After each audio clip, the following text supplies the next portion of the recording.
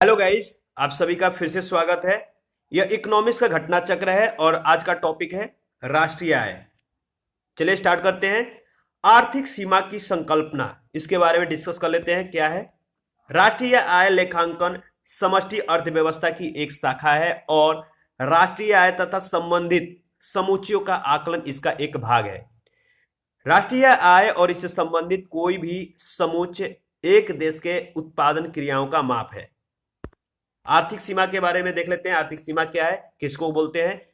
संयुक्त राष्ट्र संघ के अनुसार अगर बात करें तो आर्थिक सीमा एक देश की सरकार द्वारा प्रशासित व भौगोलिक सीमा होती है जिसमें व्यक्तियों, वस्तुओं और पूंजियों का निर्बाध संचालन होता है। इस परिभाषा का आधार जो है व्यक्तियों, वस्तुओं और पूंजी के संचलन की स्वतंत्रता है। आर्थिक सीमा का जो क्षेत्र है, जो कौन कौन सा सीमा जो है आर्थिक क्षेत्र के अंतर्गत आता है, तो देख लेते हैं। पहला है देश के राजनीतिक सीमा, इसमें समुद्री सीमा और आकाशीय क्षेत्र सम्मिलित हैं। दूसरा है देश के विदेशों में दूतावास, वाणिज्य दूतावास, सैनिक प्रतिष्ठान। तीसरा है देश के निवासियों द्वारा दो या दो से अधिक देशों के मध्य चलाए जाने वाले जलयान व वायुयान। चौथा है मछली पकड़ने की नौकाएं, तेल और प्राकृतिक गैस यान, जो अंतर्राष्ट्रीय जल सीमाओं में या उन क्षेत्रों में चलाए जाते हैं जिन पर देश का अनन्य अधिकार होता है। राष्ट्रीय आय समुच्चयों की दो श्रेणियां होती हैं, एक देशीय और राष्ट्रीय। अर्थात देशीय उत्पाद मतलब डोमेस्टिक प्रोडक्ट और राष्ट्रीय उत्पाद का मतलब नेशनल प्रोडक्ट। एक देश की आर्थिक सीमा में स्थित उत्पादन इकाइयों द्वारा किया गया उत्पादन देशीय उत्पाद कहलाता है। निवासी की संकल्पना क्या है, यानी निवासी के बारे में हम लोग थोड़ा डिस्कस कर लेते हैं। ध्यान रखिएगा कि नागरिक और निवासी दो भिन्न शब्द हैं और इन दोनों का जो मतलब होता है अलग होता है। हम लोग समझ सकते हैं, जो भारतीय होते हैं जब किसी दूसरे देश में काम करते हैं तो पहले वो भारत के नागरिक होते हैं और जिस देश में वो काम करते हैं उस देश के वो जो है निवासी होते हैं। तो यही फर्क है मोटा मोटी, ध्यान में रखिएगा। निवासियों की परिभाषा क्या है? एक व्यक्ति या एक संस्था उस देश का निवासी कहलाता है जिस देश में वह रहता है या स्थित है।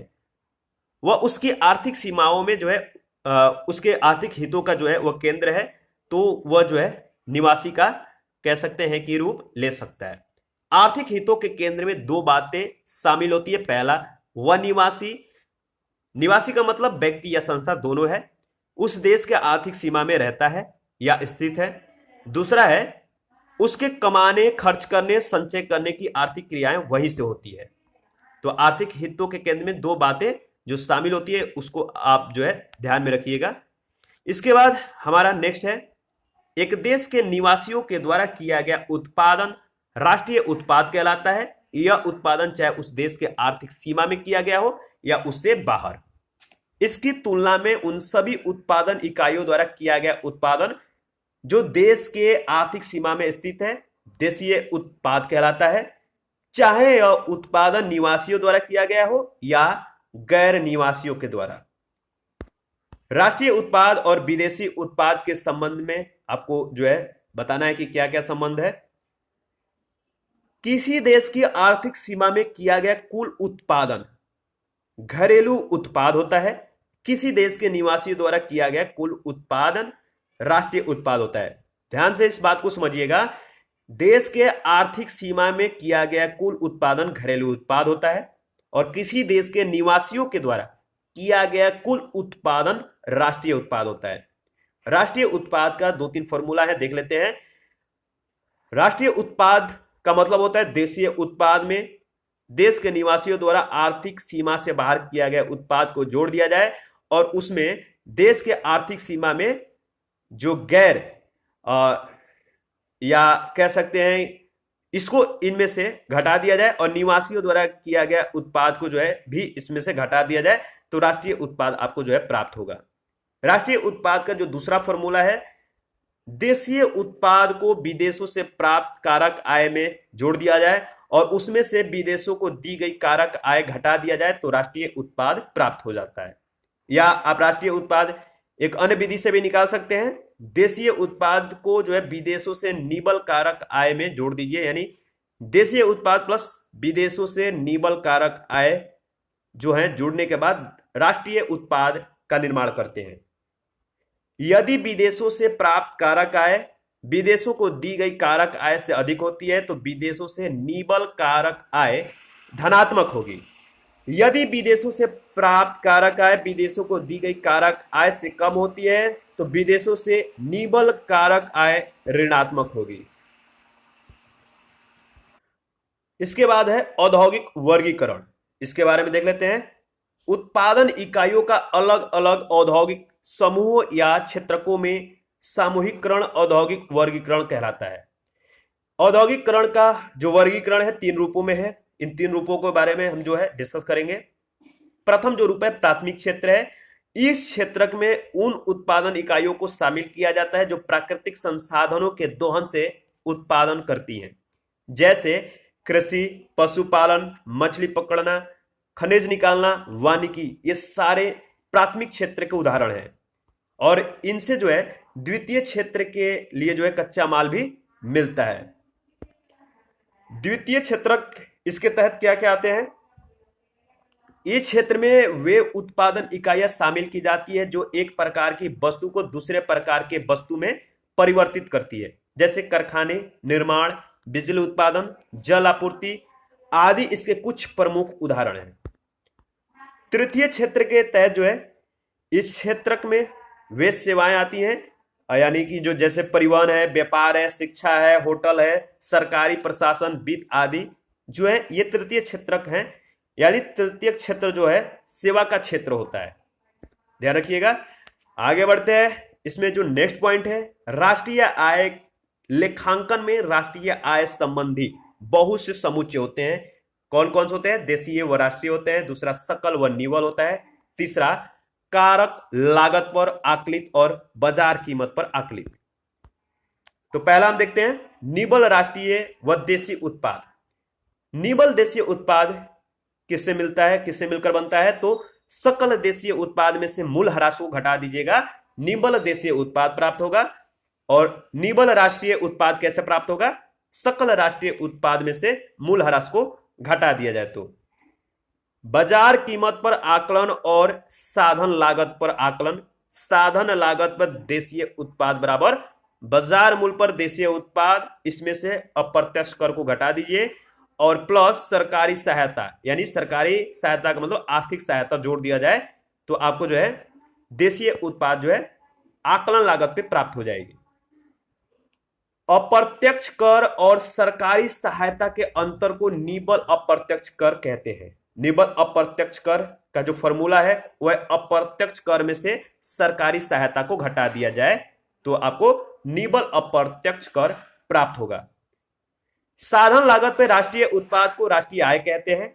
राष्ट्रीय आय बराबर होता है बाजार मूल्य पर सकल देशीय उत्पाद में से मूल ह्रास को घटा दीजिए, साथ ही निबल अप्रत्यक्ष कर को भी घटा दीजिए और इसमें विदेशों से निबल कारक आय को जोड़ दिया जाए, राष्ट्रीय आय प्राप्त होगा। राष्ट्रीय आय के आकलन की जो विधियां हैं इसके बारे में देख लेते हैं। राष्ट्रीय आय के चक्रीय प्रवाह से हमें इसके आकलन की 3 विधियां मिलती हैं। पहला है उत्पादन विधि, दूसरा आय विधि, तीसरा है व्यय विधि। उत्पादन जो विधि है, मूल्य संवृद्धि विधि जो है, इसके बारे में हम लोग डिस्कस कर लेते हैं। उत्पादन विधि जो है इसके अंतर्गत पहले हम प्रत्येक क्षेत्र में बाजार कीमत पर सकल मूल्य संवृद्धि ज्ञात करते हैं और सभी क्षेत्रकों की इस मूल्य संवृद्धि का योग करने में हमें बाजार कीमत पर सकल घरेलू उत्पाद जो है ज्ञात हो जाता है। आय विधि, इस विधि के अंतर्गत पहले क्षेत्रक द्वारा किए गए कुल कारक भुगतान का आकलन करते हैं, फिर तीनों क्षेत्रकों के कारक भुगतानों का योग करने से हमें साधन लागत पर निबल मूल्य वृद्धि या देशीय उत्पाद या देशीय कारक आय ज्ञात हो जाती है। देशीय कारक आय जो होता है, जिसे हम कारक भुगतान कहते हैं, इसके निम्नलिखित घटक होते हैं। कर्मचारियों का पारिश्रमिक, दूसरा किराया और रॉयल्टी, तीसरा ब्याज, चौथा लाभ। मिश्रित आय से क्या तात्पर्य है? मिश्रित आय से तात्पर्य सारे कारकों की सम्मिलित आय अतः क्या है? साधन लागत पर निबल देशीय उत्पाद बराबर कर्मचारियों का पारिश्रमिक, किराया और रॉयल्टी, ब्याज, लाभ और मिश्रित आय आदि हो तो आपको क्या होगा, साधन लागत पर निबल देशीय उत्पाद प्राप्त होगी। व्यय विधि क्या है, इस विधि के अंतर्गत हम उपभोग और निवेश पर किए गए व्यय को जोड़ लेते हैं। यह व्यय देशीय उत्पाद पर किया गया व्यय होता है। इसके विभिन्न घटक हैं, निजी अंतिम उपभोग व्यय, सरकारी अंतिम उपभोग व्यय, सकल देशीय पूंजी निर्माण और चौथा है निवल निर्यात, निर्यात और आयात दोनों। इसके बाद प्रयोज्य आय क्या है, देखिए प्रयोज्य आय के बारे में आप समझ लीजिए, उपभोग व्यय और बचत, जो सेविंग है, जो बचत है, इसके लिए उपलब्ध आय को जो है प्रयोज्य आय कहते हैं। यानी उपभोग व्यय और बचत के लिए उपलब्ध आय को प्रयोज्य आय कहते हैं। इसमें कारक आय और हस्तांतरण, जो गैर कारक आय होता है, दोनों शामिल होती है। राष्ट्रीय आय में केवल कारक आय शामिल की जाती है। राष्ट्रीय आय ज्ञात होता है तो प्रयोज्य आय भी ज्ञात की जा सकती है। राष्ट्रीय प्रयोज्य आय क्या है, राष्ट्रीय प्रयोज्य आय से संबंधित दो समुच्चय होते हैं। पहला सकल राष्ट्रीय प्रयोज्य आय, दूसरा निवल राष्ट्रीय प्रयोज्य आय। सकल राष्ट्रीय प्रयोज्य आय बराबर क्या होता है, तो राष्ट्रीय आय प्लस निवल अप्रत्यक्ष कर प्लस मूल्यह्रास प्लस विदेशों से निवल चालू हस्तांतरण, इन सबको मिला दिया जाए तो आपका राष्ट्रीय आय राष्ट्रीय प्रयोज्य आय जो है ज्ञात हो जाएगा। भारत के संबंध में कुछ महत्वपूर्ण पॉइंट है। सबसे पहले कि जीडीपी क्या है, तो किसी राष्ट्र के नागरिकों के द्वारा एक वर्ष की अवधि में उत्पादित समस्त और अंतिम वस्तुओं एवं सेवाओं का कुल मौद्रिक मूल्य राष्ट्रीय आय कहलाता है। भारत में राष्ट्रीय आय की गणना निम्न 3 विधियों से की जाती है। देखिए राष्ट्रीय आय सबसे पहले, इसके बाद जीडीपी, जीएनपी, सारे जो है डिस्कस करेंगे। तो पहले राष्ट्रीय आय याद रखिएगा, इससे रिलेटेड बहुत सारे क्वेश्चन आपको आगे मिलेंगे। तो राष्ट्रीय आय क्या होता है, राष्ट्र के नागरिकों के द्वारा एक वर्ष के अवधि में उत्पादित समस्त अंतिम वस्तुओं और सेवाओं का कुल मौद्रिक मूल्य राष्ट्रीय आय कहलाता है।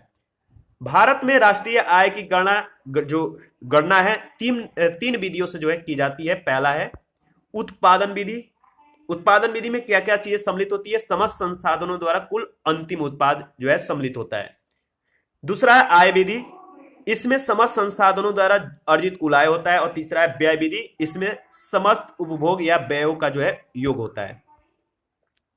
भारत में राष्ट्रीय आय का सर्वप्रथम अनुमान दादा भाई नौरोजी ने 1868 ईस्वी में लगाया था। इस पॉइंट को याद रखिएगा।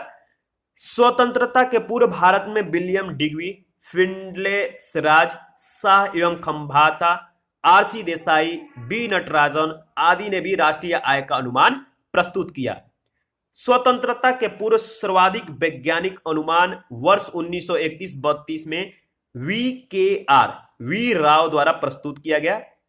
स्वतंत्रता के पश्चात भारत में राष्ट्रीय आय की गणना 1949 में पीसी महालनोबिस की अध्यक्षता में राष्ट्रीय आय समिति का गठन किया गया और 3 सदस्यीय इस समिति में डी.आर. गॉडगिल एवं वी राव भी जो है सदस्य थे।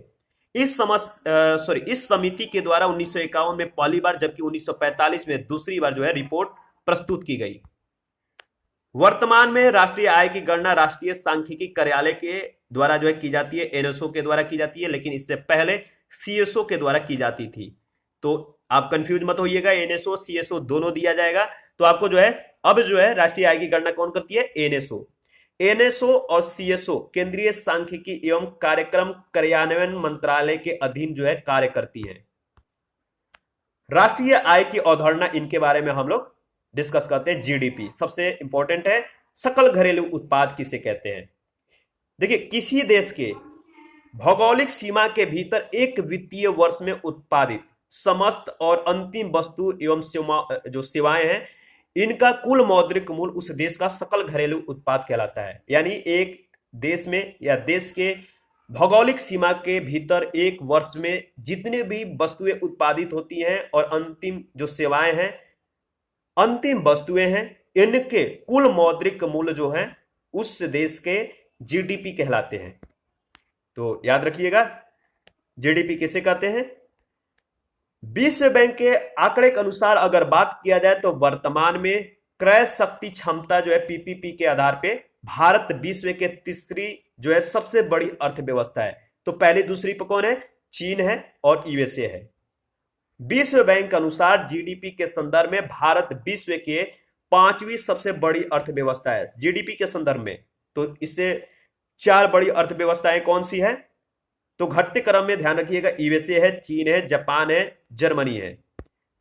आर्थिक समीक्षा 2020-21 के अनुसार अगर बात करें तो वित्तीय वर्ष 2020-21 में भारत का जीडीपी वृद्धि दर 7.7% की कमी, यानी जब पहली जो छमाही थी इसमें 15.7% की गिरावट हुई और दूसरी छमाही में मात्र 0.1% की गिरावट हुई। और इसका अनुमान जो है आपका कितना है? 7.7% की अनुमान है 2020-21 में भारत का जीडीपी वृद्धि दर में। इसके बाद वित्तीय वर्ष 2021-22 के अनुसार अगर बात करें तो इसके लिए जो वास्तविक जीडीपी का वृद्धि दर है कितना अनुमानित है? 11%। देखिए, सकल राष्ट्रीय उत्पाद क्या है, जीएनपी क्या है, इसके बारे में डिस्कस कर लेते हैं। किसी देश के नागरिकों का मतलब निवासी और अनिवासी दोनों सम्मिलित हैं। किसी देश के नागरिकों द्वारा किसी वित्तीय वर्ष में उत्पादित अंतिम वस्तुओं और सेवाओं के कुल मौद्रिक मूल्य को उस देश का राष्ट्रीय उत्पाद यानी सकल राष्ट्रीय उत्पाद या जीएनपी जो है कहा जाता है। सकल राष्ट्रीय आय की गणना में विदेश में कार्यरत देश के नागरिकों की आय को जोड़ा जाता है, जबकि देश के भीतर कार्यरत विदेशी व्यक्तियों की आय को जो है घटा दिया जाता है। तो फॉर्मूला क्या बनेगा? जीएनपी बराबर जीडीपी प्लस विदेशों से अर्जित शुद्ध आय। आर्थिक समीक्षा 2020-21 के अनुसार 2020-21 में भारत का जो सकल राष्ट्रीय आय था जीएनआई था स्थिर कीमतों पे -7.9% के गिरावट के साथ 132.69 लाख करोड़ रुपए जो है अनुमानित है। चालू कीमतों पर भारत का जो जीएनआई है 2020-21 में -4.4% के गिरावट के साथ 192.39 लाख करोड़ रुपए अनुमानित है। शुद्ध राष्ट्रीय उत्पाद क्या है? एनएनपी। देखिए, शुद्ध जो राष्ट्रीय उत्पाद है, सकल राष्ट्रीय उत्पादों में से मूल्य ह्रास को घटा देने पर शुद्ध राष्ट्रीय उत्पाद प्राप्त होता है। साधन लागत पे शुद्ध राष्ट्रीय उत्पाद को ही जो है राष्ट्रीय आय कहा जाता है।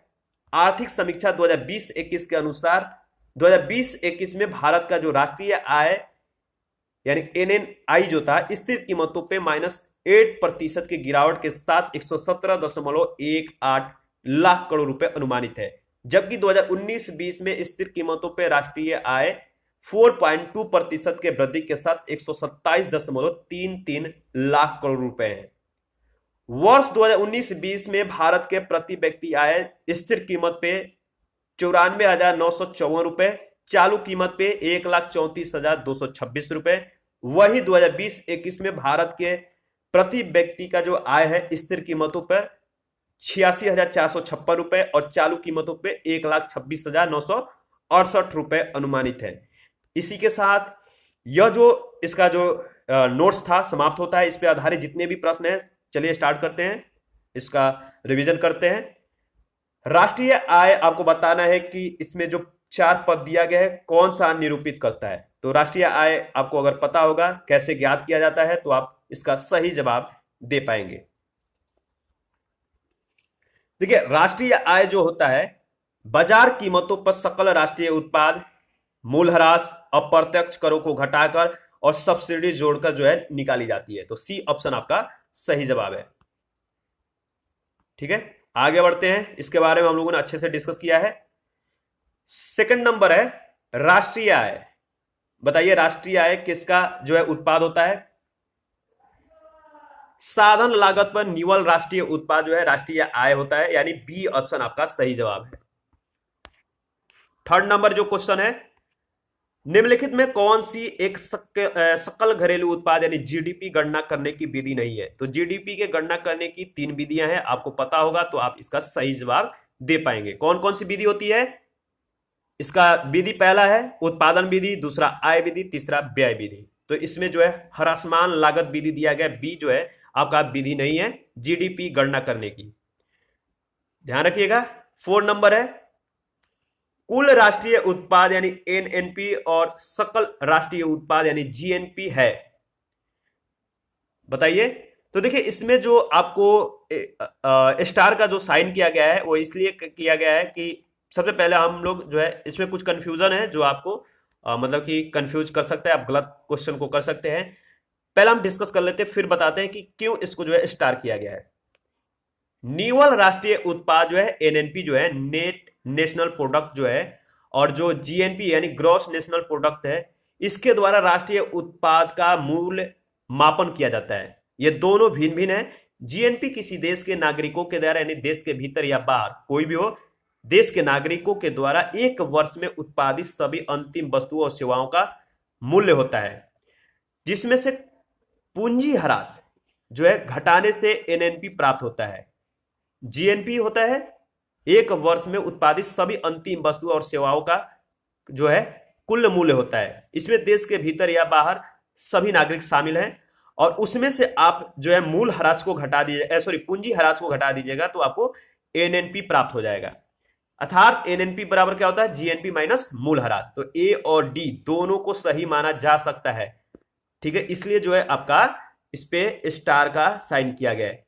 तो याद रखिएगा ये भी सही है और ये भी सही है, ए और डी। नेक्स्ट है, भारत में राष्ट्रीय आय की गणना में एक समस्या है। वो समस्या क्या है? असंगठित क्षेत्र है। डी ऑप्शन आपका सही जवाब है। असंगठित क्षेत्र में काम करने वाले लोगों की आय का गणना करने का भी उपकरण तरीका हमारे पास नहीं है। अतः भारत में राष्ट्रीय आय की गणना में असंगठित क्षेत्र एक समस्या बनी हुई है। 6 नंबर है, निम्नलिखित कथनों को पढ़िए और सही विकल्प को चुनना है। कथन पहला है, शुद्ध घरेलू उत्पाद बराबर क्या होता है?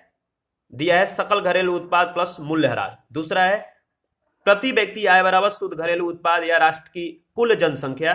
और तीसरा है, विश्व की अर्थव्यवस्थाओं की तुलना करने हेतु शुद्ध घरेलू जो है आपका उत्पाद सकल घरेलू उत्पाद की अपेक्षा बेहतर मानक है। आपको बताना है कि इनमें से कौन कौन सही है।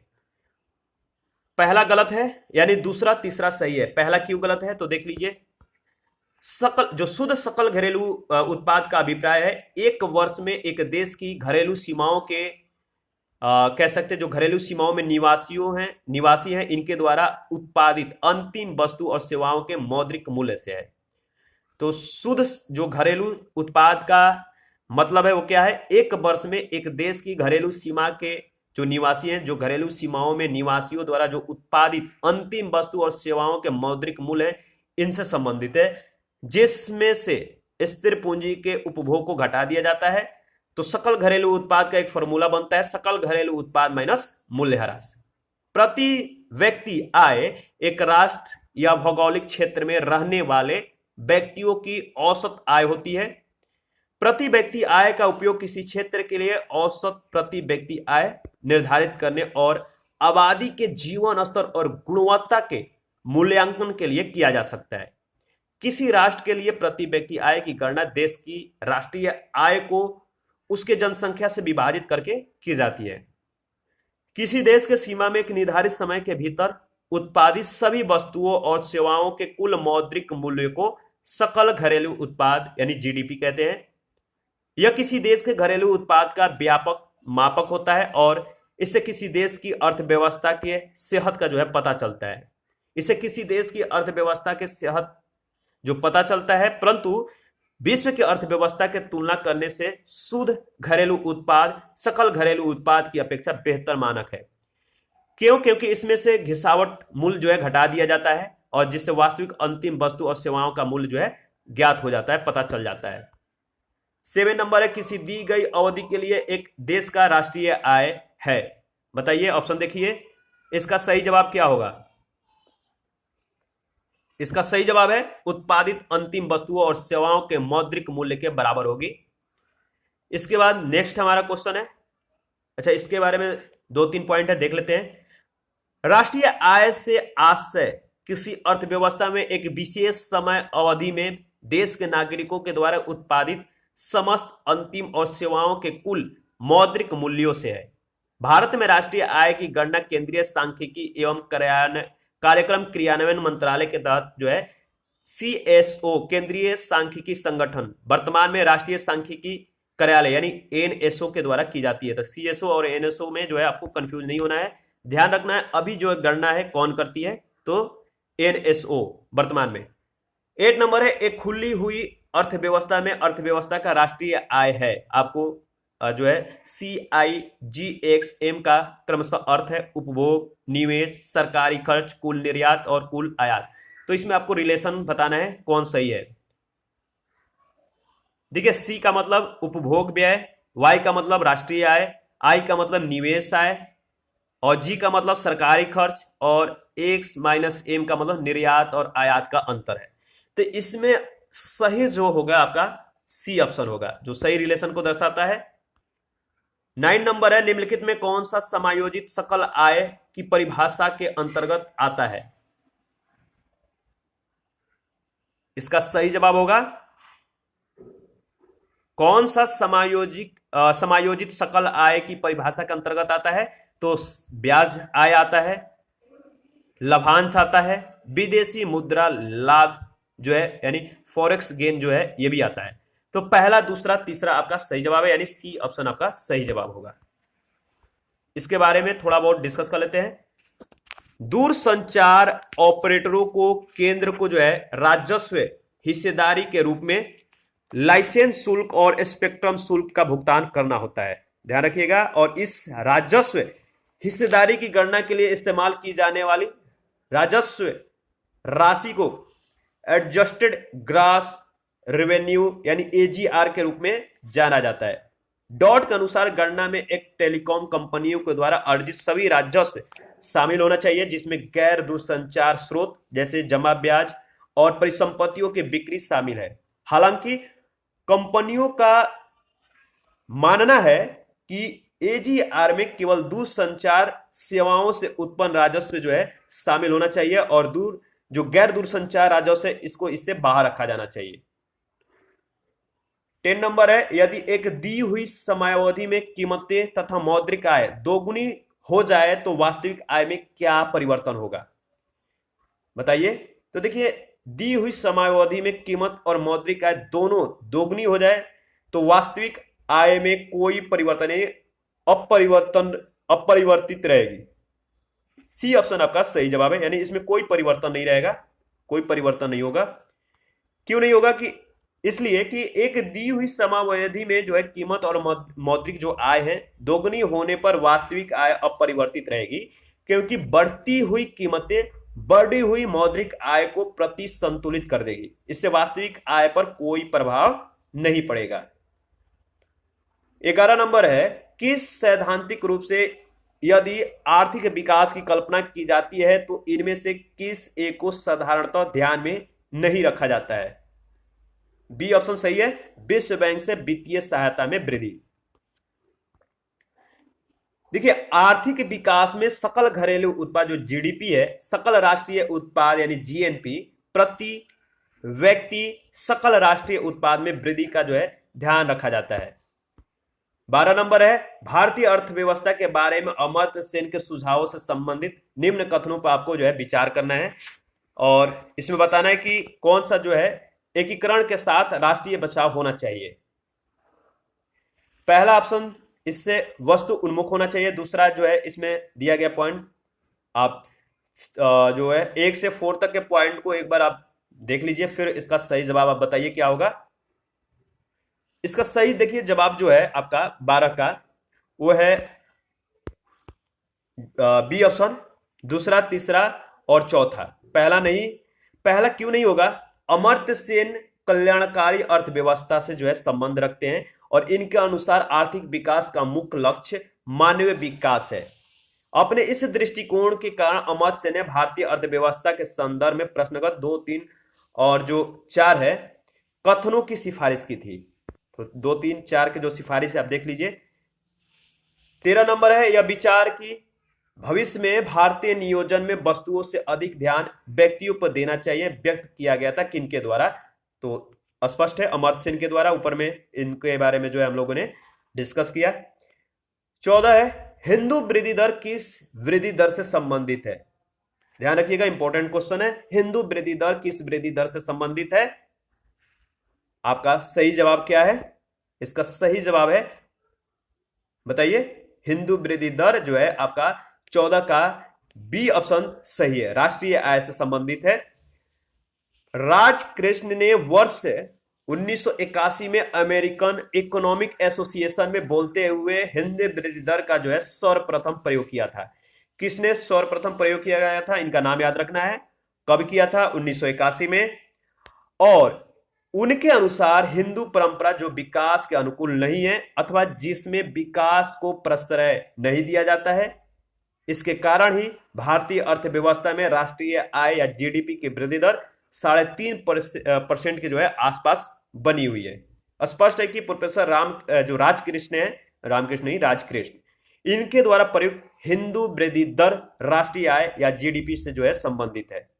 इसी पर नेक्स्ट क्वेश्चन पूछ लिया गया, हिंदू वृद्धि दर किससे संबंधित है? तो जीडीपी। 16 नंबर है, आर्थिक विकास सामान्यतः युग्मित होता है किसके साथ? स्फीति के साथ। बी ऑप्शन आपका सही जवाब है। इसके बारे में एक लाइन है, आर्थिक विकास के साथ साथ सामान्यतः वस्तुओं की मांग बढ़ती है और आय में भी वृद्धि होती है। इसी कारण आर्थिक विकास सामान्यतः जो है इन्फ्लेशन के साथ युग्मित हो जाता है। 17 है, निम्न कारणों से जीएनपी यानी सकल राष्ट्रीय उत्पाद में श्रम की भागीदारी कम है। क्यों कम है? कीमतों के तुलना में मजदूरी कम है, इसलिए जो है श्रम की भागीदारी कम है। डी ऑप्शन आपका सही जवाब है। चलिए इसके बारे में भी 2 पॉइंट है, देख लेते हैं, इंपॉर्टेंट है। सकल राष्ट्रीय उत्पाद में श्रम की भागीदारी कम होने का कारण है कीमतों के तुलना में मजदूरी का कम होना। कीमत वृद्धि भारतीय अर्थव्यवस्था का प्रमुख लक्षण है, जिस कारण जो है मजदूरी में यदि वृद्धि होती भी है तो भी जो परिणामी लाभ है कम ही होता है, कम प्राप्त होता है। 18 नंबर है, सूची 1 सूची 2 के साथ आपको जो है सुमेलित करना है, तो देख लीजिए यहां पे सूची 1 सूची 2 दिया गया है, इसको आप जो है सूची 1 के साथ सूची 2 को जो है सुमेलित करिए। इसमें सही जवाब क्या होगा? देखिए इसमें आपका जो सही जवाब होगा, आप एक बार गौर फरमाइए फिर सही जवाब दीजिए।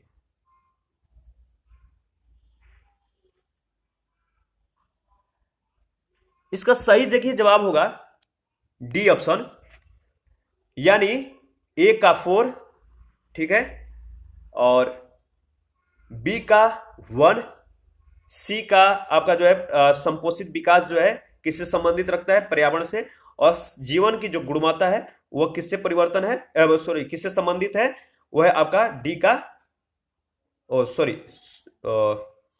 ए का 4 है, ए का 4 है, और बी का जो आर्थिक वृद्धि है वह है आपका सकल घरेलू उत्पाद, संपोषित जो विकास है वह है पर्यावरण से, और जीवन की गुणवत्ता जो है वह है स्वास्थ्य से। तो इस तरह से डी ऑप्शन आपका सही जवाब है। ध्यान रखिएगा, आर्थिक विकास का संबंध संरचनात्मक परिवर्तन से, आर्थिक विकास का सकल घरेलू उत्पाद से, संपोषित विकास का पर्यावरण से, जीवन की गुणवत्ता का संबंध स्वास्थ्य से है। 19 नंबर है, पहला है, यह जो है भारतीय अर्थव्यवस्था के संदर्भ में जो है क्वेश्चन किया गया है कि सकल घरेलू उत्पाद में विगत 1 दशक में 4 गुना वृद्धि हुई। दूसरा है, सकल घरेलू उत्पाद में सार्वजनिक क्षेत्र के प्रतिशत अंश में विगत 1 दशक में कमी आई है। इसमें आपको बताना है कि सही जवाब क्या है। देखिए इसका सही जवाब है बी ऑप्शन, यानी सेकंड वाला जो स्टेटमेंट है सही है। पहला असत्य है। कैसे असत्य? इसलिए क्योंकि विगत 1 दशक में भारत के जीडीपी में 4 गुना जो वृद्धि है नहीं हुई है। और दूसरा कथन जो सत्य है, क्यों है? क्योंकि विगत दशक में जीडीपी में सार्वजनिक क्षेत्र का जो हिस्सा है कम हुआ है, जबकि निजी क्षेत्र का जो हिस्सा है बढ़ा है। इसलिए बी आपका विकल्प सही होगा। नेक्स्ट है, भारतीय अर्थव्यवस्था के संदर्भ में निम्नलिखित युग्मों पर आपको विचार करना है। एक तरफ पद है, दूसरे तरफ स्वरूपयुक्त वर्णन है। आपको बताना है कि इसका सही सुमेलित कौन सा है। ऑप्शन देखिए, सही जवाब दीजिए। इसका सही जवाब है ए ऑप्शन, यानी मेल्ट डाउन जो है स्टॉक कीमतों की गिरावट से जो है सही संबंधित है, यानी जो कह सकते हैं सर्वोत्तम वर्णन है इसी का है। ठीक है, और हम लोग जो है इसके बारे में थोड़ा डिस्कस कर लेते हैं। मेल्ट डाउन जो है प्रतिभूतियों एवं बंध पत्रों जो है इसकी गिरावट की स्थिति से संबंधित है, जबकि मंदी यानी रिसेशन जो है व्यवसायिक और औद्योगिक चक्रों के संकुचन की स्थिति है, और स्लो डाउन आर्थिक क्रियाओं की ह्रासमान स्थिति है। तो इन सारे स्थितियों के बारे में आप ध्यान रखिएगा। 21 नंबर है कथन ए कह रहा है कि भारतीय आर्थिक नीति के अंदर और बाहर दोनों ओर से अधिकाधिक आलोचना हो रही है। कारण आर है आलोचना अधिकांशतः आदर्शों के भेदों पर जो है आधारित है। इसमें आपको बताना है कि 4 ऑप्शन है कि ए और दो दोनों सही है, आर ए का सही स्पष्टीकरण है, बी है ए और आर दोनों सही है किंतु ए का सही व्याख्या आर जो है नहीं है, ए सही है किंतु आर गलत है, और डी है ए गलत है किंतु आर सही है। इसका सही जवाब क्या होगा? इसका सही जवाब है ए ऑप्शन, ठीक है। ए और आर दोनों सही है, आर ए की सही स्पष्टीकरण है। अगर इसके बारे में थोड़ा बात करें तो 1991 से नई आर्थिक नीति जो मुख्यतः उदारीकरण, निजीकरण और वैश्वीकरण पर आधारित है, इसको अपनाए जाने की जो आलोचना है अभी भी जारी है। विश्व के विकसित देश नई आर्थिक नीति को समग्र और निश्चित समय में न अपनाए जाने के कारण जब भारत सरकार की आलोचना कर रहे हैं, वही भारत के भीतर इसकी आलोचना इस आधार पर भी हो रही है कि नई आर्थिक नीति के कारण भारत पूंजीवाद का अंगीकरण कर रहा है तथा संविधान में उल्लेखित समाजवाद के पथ से विचलित हो रहा है। वस्तुतः यह आलोचनाएं जो है आदर्शों के मतभेदों पर ही आश्रित है। 22 नंबर है 1991 में नई आर्थिक नीति अपनाई गई मुख्य रणनीति थी किसका? उदारीकरण का, निजीकरण का, वैश्वीकरण का, यानी उपयुक्त सभी। डी ऑप्शन आपका सही जवाब है। 23 नंबर है भारत में आर्थिक जो उदारीकरण है, इकोनॉमिक जो लिबरलाइजेशन है, इसका शुरू हुआ, मतलब यह जो है शुरुआत हुआ, आपको बताना है मतलब कब हुआ, किसके साथ हुआ, कैसे हुआ। तो औद्योगिक लाइसेंस नीति में वास्तविक बदलाव के साथ जो है इकोनॉमिक लिबरलाइजेशन की जो है शुरुआत होती है। तो ए ऑप्शन आपका सही जवाब है। औद्योगिक लाइसेंस नीति में वास्तविक बदलाव के साथ जो है आर्थिक उदारीकरण जो है शुरू हुआ।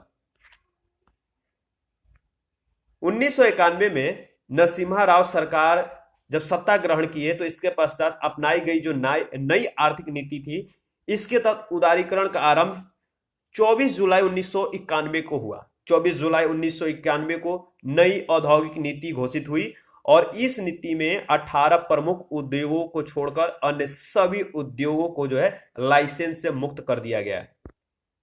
भारत की व्यवसायिक संरचना के वर्षों बाद भी लगभग वैसा ही बने रहने का एक कारण है। वह कौन सा कारण है? 4 ऑप्शन है, आप 4 ऑप्शनों को देखकर सही जवाब बताइए। देखिए इसका जो सही जवाब है वो है डी ऑप्शन। आर्थिक विकास के लिए कृषि से उद्योग के दिशा में अंतरण के महत्व की जनता को अधिकतर जानकारी नहीं है। तो डी ऑप्शन इसका जो है सही जवाब है। इसके बारे में 2-4 पॉइंट है। स्वतंत्रता के बाद भारत के जीडीपी में कई गुना वृद्धि और जीडीपी में प्राथमिक, द्वितीय, तृतीय क्षेत्रक में योगदान में जो है बृहद परिवर्तन के बावजूद भारत की व्यवसायिक संरचना जो है कमोबेश स्थिर बनी हुई है। इसका प्रमुख कारण है आर्थिक विकास के लिए कृषि से उद्योग के दिशा में अंतरण की कमी। जनता इस विषय में भिज्ञ है, परंतु आज भी कृषि को जो है उद्योग नहीं, जो अपितु क्या है, परंपरा ही माना जाता है। तो कृषि को उद्योग नहीं माना जाता है, यह एक परंपरा के रूप में जो है अभी भी चलता आ रहा है। 25 नंबर है भारत में अपनाई गई नई आर्थिक नीति के 2 घटकों स्थिरीकरण और संरचनात्मक समायोजन के विषय में निम्नलिखित में से कौन सा कथन सही है? इसका सही जवाब क्या होगा?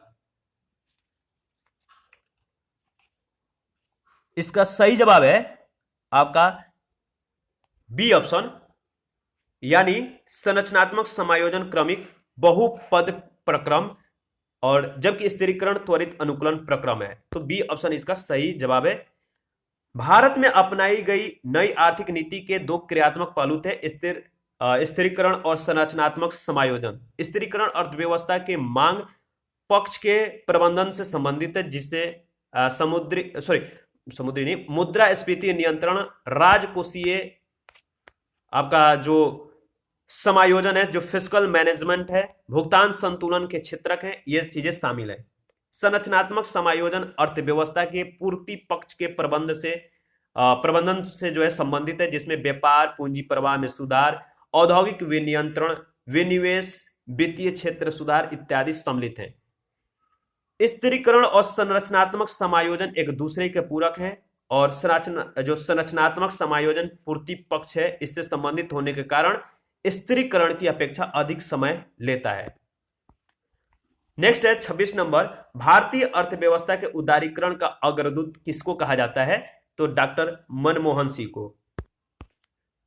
देखिए, जो भारतीय अर्थव्यवस्था में उदारीकरण हुआ 1991 में हुआ, 1991 से ही जो है माना जाता है, और इस समय जो है, जो 1991 का जो समय है, डॉक्टर मनमोहन सिंह जो है भारत के वित्त मंत्री थे, उन्हें ही जो है भारतीय अर्थव्यवस्था के उदारीकरण का जो है अग्रदूत कहा जाता है। तो डॉक्टर मनमोहन सिंह का नाम याद रखिएगा। 1991 का जो उदारीकरण है बहुत इंपॉर्टेंट है। 27 नंबर है, किसी देश की आर्थिक वृद्धि की सर्वाधिक जो उपयुक्त माप है वो कौन सा है? तो प्रति व्यक्ति उत्पाद, डी ऑप्शन। इंपॉर्टेंट क्वेश्चन है, बहुत बार पूछा जा चुका है। किसी देश की आर्थिक समृद्धि की सर्वाधिक उपयुक्त माप प्रति व्यक्ति उत्पाद या प्रति व्यक्ति वास्तविक राष्ट्रीय आय होती है, क्योंकि यह राष्ट्रीय आय की प्रति व्यक्ति उपलब्धता को जो है दर्शाती है। 28 नंबर है, किसी देश में जीवन स्तर प्रतिबिंबित है, किसी देश में जीवन स्तर प्रतिबिंबित होता है प्रति व्यक्ति आय से। इसके बाद 29 नंबर है, वर्तमान मूल्यों पर प्रति व्यक्ति आय की वृद्धि दर स्थिर मूल्यों पर प्रति व्यक्ति आय की वृद्धि दर से अपेक्षाकृत अधिक है, क्योंकि स्थिर मूल्यों पर प्रति व्यक्ति आय की वृद्धि दर में ध्यान रखा जाता है। इसका सही जवाब क्या होगा आप बताइए? ए ऑप्शन है, जनसंख्या वृद्धि की दर जो है। दूसरा, मूल्य स्तर की वृद्धि दर का जो स्तर है। तीसरा, मुद्रास्फीति की वृद्धि दर का। तो सी ऑप्शन आपका सही जवाब है।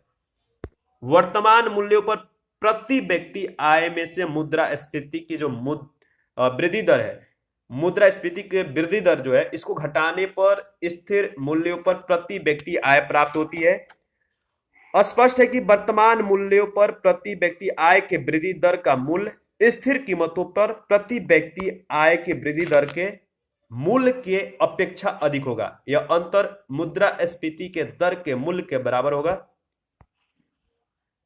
30 नंबर है, 1867-68 में भारत में प्रति व्यक्ति आय 20 रुपए थी। यह सर्वप्रथम अविनिश्चित किया किसने? दादा भाई नौरोजी ने।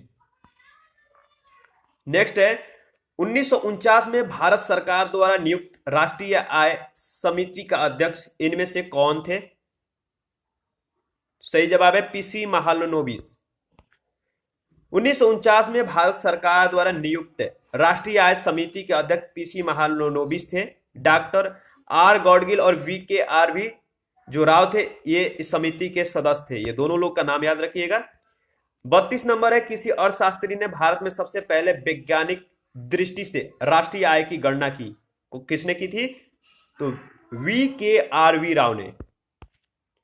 नेक्स्ट क्वेश्चन है, क्वेश्चन नंबर हमारा 33 है, बीते हुए 90 के दशक में सकल राष्ट्रीय उत्पाद की अधिकतम वृद्धि दर किस वर्ष में हुई थी? देखिए, इस क्वेश्चन को जो है हम लोग स्टार लगाए हुए हैं, क्योंकि इसलिए लगाया गया है, मतलब हम लोग नहीं, इसमें जो है कंफ्यूजन है। देखिए, सही जो था, सही विकल्प जो होना चाहिए था, सी होना चाहिए था, 96-97। बीते 3 दशकों में 1990 से 2000, 2000 से 2010 और 2010 से 2020 में सकल राष्ट्रीय उत्पाद आय में सर्वाधिक वृद्धि दर प्रदर्शित करने वाले वर्ष रहे हैं। आर्थिक समीक्षा 2020-21 के अनुसार जो है आप इसके डेटा को यहाँ पे जो है एनालिसिस कर सकते हैं। तो ये आंकड़े आधार वर्ष जो है 2004-05 के आधार पे है। ये आंकड़े आधार वर्ष 2011-12 के आधार पे जो है, जो हज के साथ है और जो स्टार के साथ है, आप देख सकते हैं यहाँ पे नोट दिया गया है। 2004-05 के आधार पे जो है वो स्टार दिए गए हैं, और जो हज दिए गए हैं वो है 2011-12 के आधार पे। तो अभिष्ट विकल्प जो होगा सी ऑप्शन होना चाहिए। वही फिर है नेक्स्ट जो आपको स्टार लगाया गया है, भारतीय अर्थव्यवस्था ने किस वर्ष में सर्वाधिक समृद्धि दर जो है प्राप्त की है? तो इसका जो प्रश्न काल में जो विकल्प होना चाहिए था, डी ऑप्शन होना चाहिए था 2006-7। वर्तमान आंकड़ों के आधार पर अगर बात करें तो उपयुक्त प्रश्न की व्याख्या आप देख सकते हैं, जो आप ऊपर में हम लोगों ने डिस्कस किया है, जो डेटा हम लोगों ने एनालिसिस किया है वो इंपॉर्टेंट है। वीडियो को पॉज करके आप उसको देखिए। 2005-6 वाला जो है और 2011-12 का जो है आप उसके डेटा को जो है 2005-6 ही था, हाँ 2004-5 है सॉरी, और 2011-12 के आधार पे जो आंकड़े हैं इसको आप जो है एक बार देख लीजिएगा। 35 नंबर है, भारत में राष्ट्रीय आय समंकों का आकलन किया जाता है, किस आयोग के द्वारा किया जाता है? इसका सही जवाब है केंद्रीय सांख्यिकी संगठन यानी सीएसओ के द्वारा। तो डी ऑप्शन आपका सही जवाब होगा। इसके बाद हमारा 35 के बाद हो गया 36। ठीक है, सीएसओ के बारे में बहुत अच्छे से डिस्कस किया तो इसको छोड़ते हैं। 36 नंबर क्वेश्चन को देखिए, भारत में राष्ट्रीय आय का आंकड़ा यानी जो डेटा है निम्नलिखित में से कौन सा कार्यालय या संस्था जारी करता है? तो सेम क्वेश्चन है, आपको पता है, बताइए। उपयुक्त में से कोई नहीं है, उपयुक्त में से एक से अधिक दिया गया है।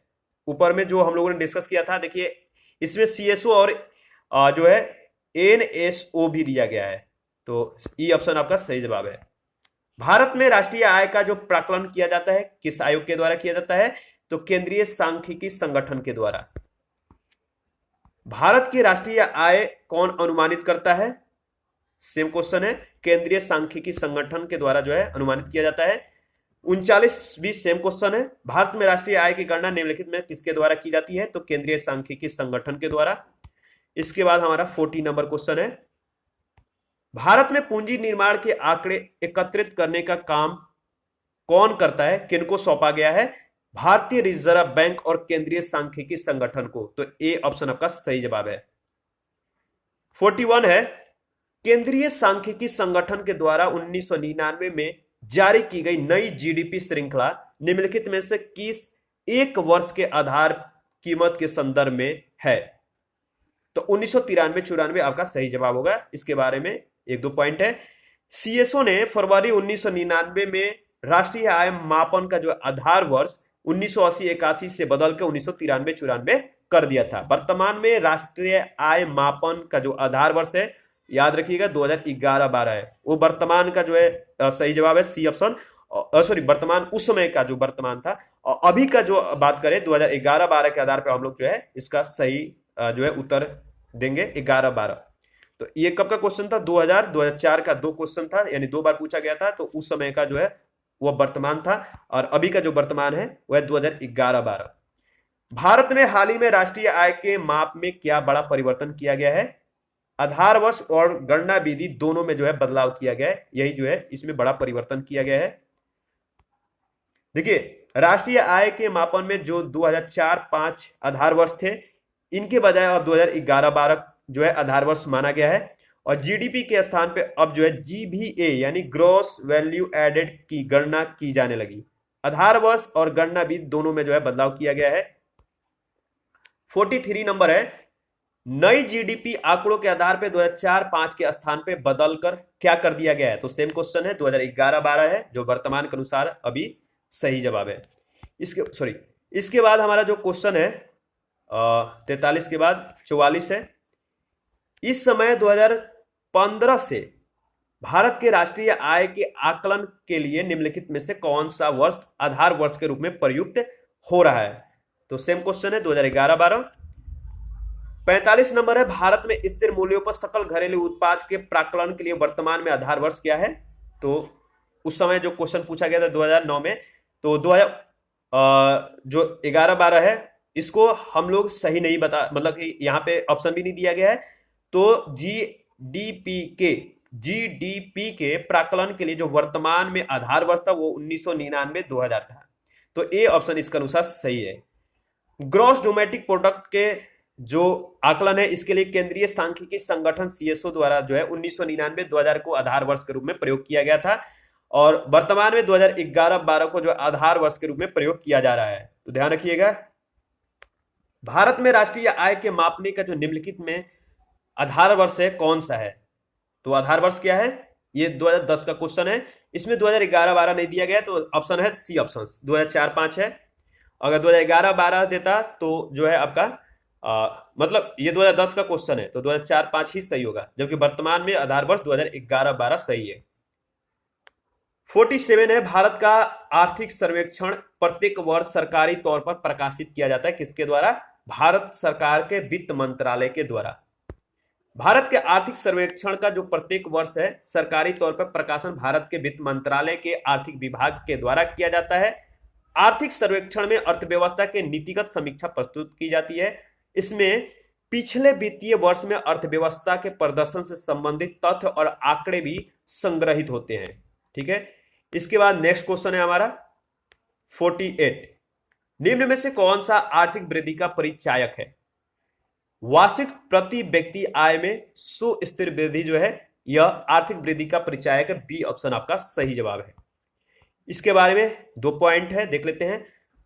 आर्थिक वृद्धि से अभिप्राय किसी समयावधि में किसी अर्थव्यवस्था में होने वाली वास्तविक आय की वृद्धि से है। सामान्यतः यदि सकल राष्ट्रीय उत्पाद और सकल घरेलू उत्पाद तथा प्रति व्यक्ति आय में वृद्धि हो रही हो तो हम कहते हैं कि आर्थिक संवृद्धि हो रही है। तो याद रखिएगा, प्रति व्यक्ति आय में जो है वृद्धि, राष्ट्रीय उत्पाद में वृद्धि, सकल घरेलू उत्पाद में वृद्धि हो तो आर्थिक संवृद्धि जो है हो रही है। परंतु आर्थिक संवृद्धि के माप के लिए प्रति व्यक्ति आय को ही सबसे उपयुक्त माना जाता है। तो प्रति व्यक्ति आय जो है याद रखिएगा। 49 है, कथन ए कह रहा है कि आर्थिक विकास के लिए एक बहुआयामी उपागम की आवश्यकता होती है। कारण आर है, वर्तमान भारत सरकार मुख्यतः सूक्ष्म आर्थिक विषयों पर जो है ध्यान केंद्रित कर रही है। आपको बताना है कि इसमें सही जवाब कौन सा है। देखिए, पहला सही है, आर गलत है। क्यों गलत है? यानी सी ऑप्शन आपका सही जवाब है। किसी भी देश के आर्थिक विकास के लिए एक बहुआयामी उपागम की आवश्यकता होती है जिससे कि समावेशी विकास के लक्ष्य को जो है प्राप्त किया जा सके। तो इसलिए ए आपका गलत हो जाता है। वर्तमान भारत सरकार माइक्रो आर्थिक विषयों के साथ साथ बृहद यानी मैक्रो आर्थिक विषयों पर भी अपना ध्यान केंद्रित कर रही है। यानी सूक्ष्म के साथ साथ बृहद आर्थिक विषयों पर भी जो है ध्यान केंद्रित कर रही है ताकि उसका विकास हो सके। बृहद आर्थिक विषयों में चालू खाते का घाटा, राजकोषीय घाटा, मुद्रास्फीति, राष्ट्रीय आय, बेरोजगारी दर, भुगतान संतुलन, निवेश में वृद्धि आदि आते हैं। सूक्ष्म आर्थिक विषयों के अंतर्गत फर्म, उद्योग, व्यक्ति आदि के उत्पादन, उपभोग, वितरण, मूल्य निर्धारण आदि का अध्ययन किया जाता है और इस कारण आर गलत हो जाता है। 50 नंबर है, निरपेक्ष तथा प्रति व्यक्ति वास्तविक जीएनपी की वृद्धि आर्थिक विकास की ऊंची दर का संकेत नहीं करती है यदि। 4 ऑप्शन है, तो यदि दिया है तो आप बताइए इसका सही जवाब क्या होगा। पहला है, औद्योगिक उत्पादन कृषि उत्पादन के साथ साथ बढ़ने में विफल रह जाता है। बी ऑप्शन है, कृषि उत्पादन औद्योगिक उत्पादन के साथ साथ बढ़ने में विफल रह जाता है। और सी ऑप्शन है, देख लेते हैं, निर्धनता और बेरोजगारी में वृद्धि होती है। तो सी ऑप्शन आपका सही जवाब है। निर्यातों की अपेक्षा आयात तेजी से बढ़ते, ये गलत है। जीएनपी और जीएनपी में जो प्रति व्यक्ति में वृद्धि है, जीएनपी कह सकते हैं, प्रति व्यक्ति जीएनपी में वृद्धि को आमतौर पर आर्थिक संवृद्धि यानी ग्रोथ से जोड़कर देखा जाता है। यह आर्थिक विकास सही तस्वीर तब तक प्रस्तुत नहीं करता जब तक कि इसका प्रभाव सभी व्यक्तियों पर सकारात्मक रूप से न पड़े। जीएनपी अथवा प्रति व्यक्ति जीएनपी में वृद्धि के साथ साथ अर्थव्यवस्था में बेरोजगारी और निर्धनता बढ़ रही है।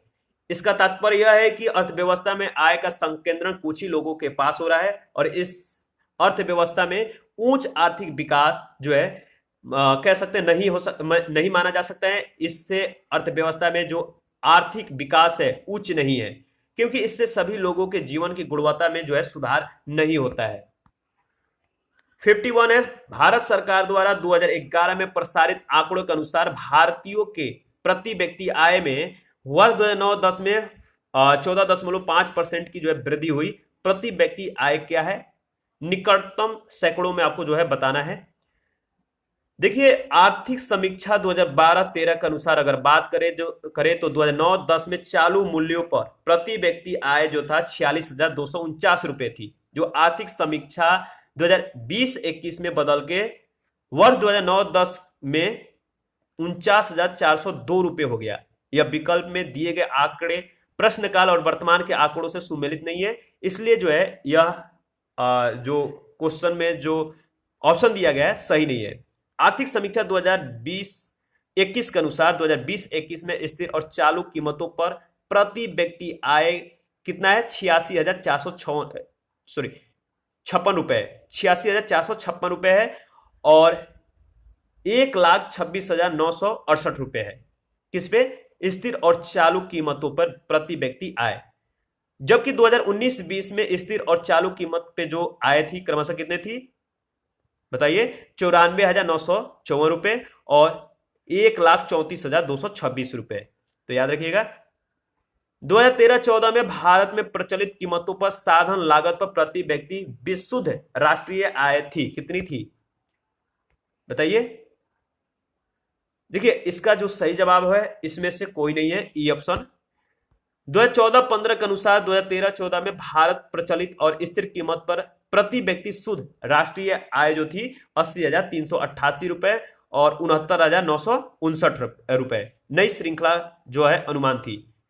आर्थिक समीक्षा 2020-21 के अनुसार चालू कीमतों पर जो है 2020-21 में प्रति व्यक्ति आय 86,456 और 1,26,968 रुपए जो है अनुमानित है।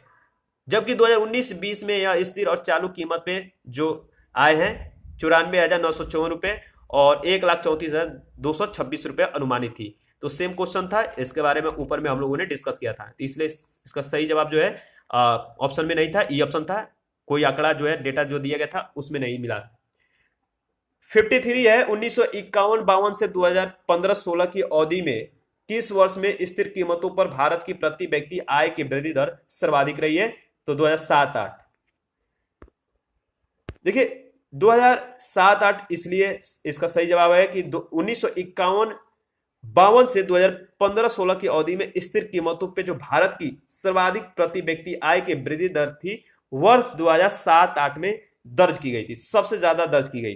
भारत के प्रति व्यक्ति आय में 8.60% की वृद्धि हुई और उसके बाद 2011, 10-11, 2006-7 और 2005-6 में प्रति व्यक्ति आय की वृद्धि दर सर्वाधिक रही। तो 2010-11 में भी ज्यादा थी 8.3%, 7.6% और 7.5%। तो इन तीनों वर्षों का जो है आप डेटा देख सकते हैं। 2020-21 कह सकते हैं कि इसके अनुसार वर्ष 2020-21 में यह स्थिर और चालू कीमत पे जो था अनुमानित आय था माइनस सबसे बड़ी कमी हुई इसमें -5.4 की, -5.4% की और -8.9% की।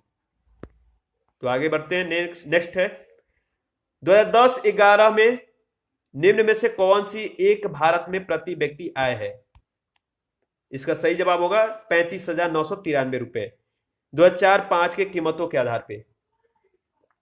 2011 के त्वरित अनुमान के अनुसार भारत में प्रति व्यक्ति आय जो है 35,993 रुपए। 1991-92 में भारत में प्रति व्यक्ति आय लगभग कितनी थी? इसका सही जवाब है 7,500। 56 नंबर है भारतीय अर्थव्यवस्था के संदर्भ में निम्नलिखित कथनों पर आपको विचार करना है। दो कथन दिया गया है। पहला कथन है कि विगत 5 वर्षों में सकल घरेलू उत्पाद की वृद्धि दर सतत रूप से बढ़ी है। दूसरा है विगत 5 वर्षों में प्रति व्यक्ति आय की वृद्धि दर सतत रूप से बढ़ी है। बताइए कि कौन सा कथन सही है? इसमें जो सही जवाब है आपका डी ऑप्शन है, पहला और दूसरा, इन दोनों में से कोई सही नहीं है। तो डी ऑप्शन ध्यान रखिएगा। ठीक है, इसके बारे में अगर आप डिस्कस करना चाहते हैं तो चलिए कर लेते हैं, वैसे थोड़ा बहुत कर लेते हैं। फिर अगर आपको लगता है कि इसके बावजूद ज्यादा डिस्कस होना चाहिए तो आप हमें कमेंट करिए या वीडियो को पॉज कर लीजिए और यहाँ पे पूरी डेटा को एनालिसिस करिए। कुछ डेटा आप भी सर्च कर सकते हैं। विगत 5 वर्षों में आधार वर्ष 2004-5 के मूल्यों पर सकल घरेलू उत्पाद और प्रति व्यक्ति आय की वृद्धि दर जो है इस प्रकार है। आप देख सकते हैं जीडीपी जो 2006-7 है इसमें 9.6 थी, 7-8 में 9.3 थी, 2008-9 में 6.7, 2009-10 में 8.6 और 2010-11 में 9.3। उसी तरह पीसीआई जो थी 2006-7 में 7.9, 2007-8 में 8.1, 2008-9 में आपका 4.7 और 2009-10 में 6.8, 2010-11 में 7.2। आर्थिक समीक्षा 2020-21 के अनुसार जीएनआई और उसे संबंधित जो संकेतक के आधार है इस पर निम्न है, आप देख सकते हैं। जीएनआई, जीबीए, पीसीआई का आंकड़ा दिया गया है 2016 से लेकर 2021 तक, आप डेटा को देख सकते हैं। इसीलिए डी सही है, डी सत्य था, मतलब कोई आंकड़ा जो है उसमें मतलब वर्तमान आंकड़ों के आधार पर विकल्प डी ही सत्य है। भारतीय अर्थव्यवस्था के संदर्भ में निम्नलिखित कथनों का आपको विचार करना है। दो ऑप्शन है, पिछले दशक में वास्तविक सकल घरेलू उत्पाद की वृद्धि दर लगातार बढ़ती रही है। दूसरा, पिछली दशक में, जो पिछला दशक है, बाजार कीमतों पर सकल घरेलू उत्पाद लगातार बढ़ता रहा है। आपको बताना है इसमें कौन सा सही जवाब है। इसका सही जवाब है सेकंड, यानी बी ऑप्शन सही है। सिर्फ सेकंड वाला जो है आपका सही है, पहला गलत है, केवल बी ऑप्शन सही है। इसके बारे में अगर आप डेटा को देखना चाहते हैं तो देख लीजिए। 2000 से 2010 के बारे में अगर बात करें तो समष्टिगत आर्थिक विश्लेषण का अध्ययन करने से यह स्पष्ट हो जाता है कि सेवाओं और वस्तुओं की कीमतों में वृद्धि हुई है, और संभावी रूप से अगर बात करें तो सकल घरेलू उत्पाद भी बढ़ता रहा है, जबकि वास्तविक सकल घरेलू उत्पाद की वृद्धि दर उतार चढ़ाव की प्रवृत्ति रही है। अगर वर्तमान आर्थिक समीक्षा 2020-21 के आंकड़ों पर गौर करें तो वर्तमान दशक जो 2010-11 से 2020-21 है, चालू और स्थिर कीमतों पर वृद्धि दर गिरने और बढ़ने की रही है। हालांकि गिरावट का रुख अधिक रहा है। वर्तमान में जो विकल्प डी होगा जो सत्य होगा। 58 जो है वित्तीय वर्ष 2013-14 में भारतीय आर्थिक संवृद्धि दर थी, लगभग कितनी थी? तो 5%। डी ऑप्शन आपका सही जवाब है। आगे बढ़ते हैं। नेक्स्ट है 58, इसके बाद 59 है। 59 में आपको बताना है कि 1998-99 के लिए सकल घरेलू उत्पाद की वृद्धि दर कितनी है। बहुत बार ये क्वेश्चन पूछा जा चुका है, आप देख सकते हैं। इसका सही जवाब है, बताइए कितना? 6.5%। डी ऑप्शन आपका सही जवाब है। देखिए कितना बार ये क्वेश्चन पूछा गया है। 1998-99 के दौरान जीडीपी की वृद्धि दर 6.5%। आधार वर्ष क्या था? 1993-94, तो 6.5% थी, जो बाद में संशोधित आंकड़ों के तहत जो है ये 6.7% हो गई। 7 जनवरी 2019 को जारी आंकड़ों के अनुसार अगर बात करें तो राष्ट्रीय आय के प्रथम अग्रिम अनुमानों के अनुसार 2019-20 में जीडीपी और जीवीए वृद्धि दर जो है 5% और 4.9% जो है अनुमानित है। तो वर्तमान जो उपयुक्त प्रश्न की व्याख्या है आप देख सकते हैं। इसके अनुसार जो सही विकल्प होगा डी ऑप्शन होगा। भारत में सकल घरेलू उत्पाद 2012-13 के 4.5% की तुलना में 2013-14 में 4.7% तक बढ़ी, जिसका कारण था, क्या कारण था? कृषि और संबंधित क्षेत्र की उच्च वृद्धि दर जो है इसका मुख्य कारण था। सी ऑप्शन आपका सही जवाब है। अच्छा, इसके बारे में आप पढ़ना चाहते हैं, डिस्कस करना चाहते हैं तो आप वीडियो को पॉज करके इस चीज को, डेटा को जो है एनालिसिस कर लीजिए। ऑलरेडी इसके बारे में हम लोगों ने डिस्कस कर लिया है। आगे बढ़ते हैं। नेक्स्ट, जल्दी से इसको खत्म भी करना है तो ज्यादा वीडियो लॉन्ग हो रहा है। अभी और क्वेश्चन है, निम्नलिखित में से किस उप क्षेत्र की वर्ष 2008-9 की तुलना में 2009-10 में ऋणात्मक संवृद्धि दर जो है रही है? देखिए इस पे जो आपका स्टार का चिन्ह है इसलिए क्योंकि यह कंफ्यूजन का क्वेश्चन है। इसमें जो डेटा है परिवर्तित हुआ है, नहीं दिया गया है। 2009-10 में प्रकाशित आर्थिक समीक्षा के अनुसार जो विकल्प ए है सही माना जा सकता है, पर सही माना जाएगा 2009-10 में जो आर्थिक समीक्षा के अनुसार जो डेटा प्रकाशित किया गया था उसके अनुसार 2009-10 के आंकड़े जो है अग्रिम अनुमान पर, 2008-9 के आंकड़े संशोधित अनुमान पर जो है आधारित है। 2013-14 के आर्थिक समीक्षा में आंकड़े वास्तविक रूप से संशोधित होकर प्रकाशित हो चुके हैं, जिनके अनुसार 2008-9 की तुलना में 2009-10 में दिए गया विकल्प में से किसी में भी ऋणात्मक वृद्धि नहीं रही है। 26 जनवरी 2021 को जारी राष्ट्रीय आय 2020-21 के द्वितीय अग्रिम अनुमानों के अनुसार विकल्प क्षेत्रों में जो वृद्धि दर है निम्न है, आप देख सकते हैं। कृषि वानिकी और मत्स्य में जो 19-20 का जो वर्ष है, इस वर्ष में जो वृद्धि है वो आप देख सकते हैं। और 2020-21 में भी देख सकते हैं, निर्माण में भी देख सकते हैं 2019-20 खनन और उत्खनन में 2019-20 में माइनस में है और 2020-21 में भी माइनस में है। विद्युत और गैस एवं जल आपूर्ति जो है 2019-20 में 2.1 और 2020-21 में 1.1 है। तो इसके जो है वृद्धि दर है। नेक्स्ट देखते हैं 62 है, रिजर्व बैंक ऑफ इंडिया के हाल के आकलन के अनुसार 2002 और 2003 में विकास दर होगी, कितनी होगी? 5 से 5.5%। इसके बाद अगर बात करें तो 2020-21 के अनुसार सकल घरेलू उत्पाद की वृद्धि दर कितनी होगी बताइए? 8.2% अनुमानित है, वो भी किसमें? माइनस में। इसके बाद जो है देखते हैं एशियाई विकास रिपोर्ट 2004 के अनुसार वर्ष 2005 में भारत की संवृद्धि दर होगी, कितनी होगी? 6.9%। और 2020 के लिए -8.0% और 2021 के लिए 8% जो है आकलित की गई है। आगे बढ़ते हैं, नेक्स्ट क्वेश्चन है 63 के बाद 64 है। 64 में कहा गया है कि कथन ए आपको पढ़ना है, बताना है कथन आर के साथ क्या सही सुमेलित है, सही व्याख्या है, क्या दोनों सही है, पहला गलत है दूसरा सही है। तो कथन ए कह रहा है भारतीय अर्थव्यवस्था में 1997-98 वित्तीय वर्ष में अवसाद की स्थिति है।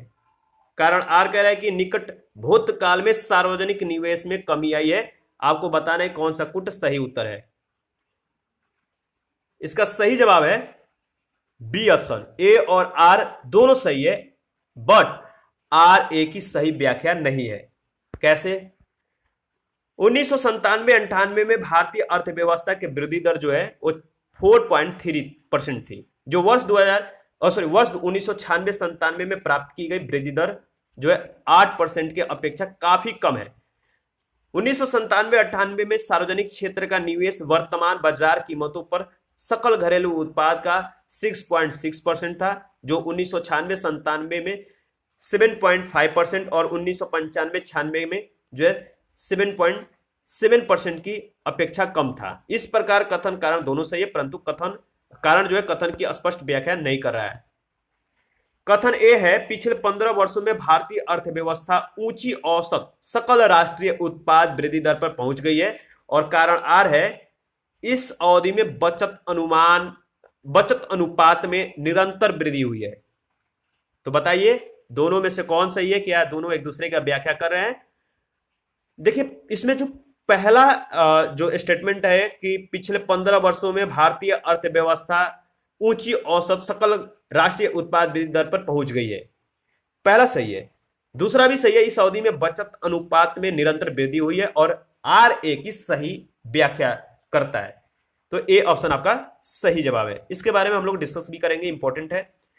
सकल राष्ट्रीय उत्पाद की वृद्धि दर 6ठी वर्षीय योजना 1980-85 में 5.5% वार्षिक, 7वीं पंचवर्षीय योजना में यानी 7वीं पंचवर्षीय योजना का जो समय वो 1985 से 1990 के बीच है, और इसमें 5.8% वार्षिक, 8वीं पंचवर्षीय योजना में 6.8%, जो पूर्व की अवधि में प्राप्त राष्ट्रीय उत्पाद की वृद्धि दर की अपेक्षा ऊंची थी। इस प्रकार 1980-81 के बचत दर जीडीपी के 18.9% से बढ़कर 1995-96 में जीडीपी का 25.1% हो गया था।